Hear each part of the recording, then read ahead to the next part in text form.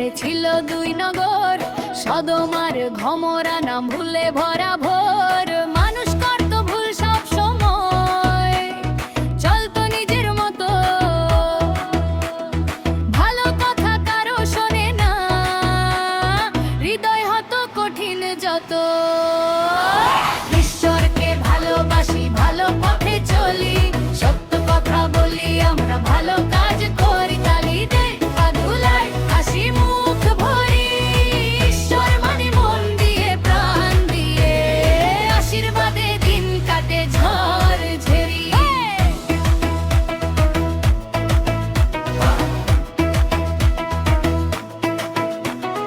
ঈশ্বর বললেন ফিরে এসো, শোনো আমার কথা,